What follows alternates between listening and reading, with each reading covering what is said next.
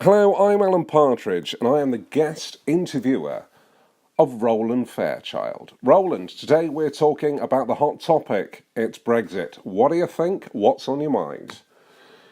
Well, Alan, where does one begin? Obviously, the House of Parliament is in chaos, for want of a better word, and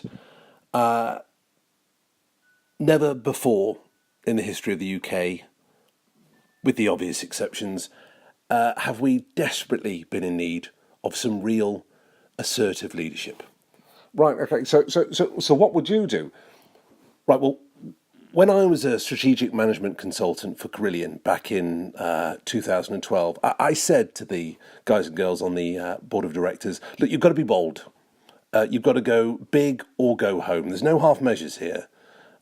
You've got to set yourself a 5-10 year strategy that's all about growth, expansion, even if it looks daunting and you're getting into areas of business and services and sectors that you don't really know anything about. Don't worry about it. Just go headlong into it.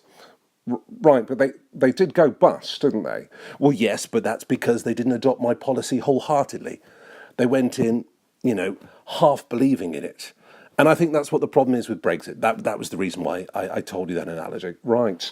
Yes. So what you've got at a situation now is somebody who ultimately voted to remain, leading the negotiations on leave. So if I were Theresa May, God heaven forfend, I would go back to the European Union and I would say, look, I've put it up the flagpole. No one saluted it back in the UK. We don't like this backstop, so let's ditch the backstop. Those are our terms, and let's move on.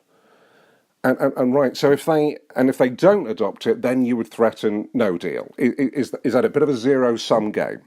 No, not at all. No, I wouldn't threaten no deal. But I would say that these are our terms. But what if they didn't agree? Well, then I'd threaten military action.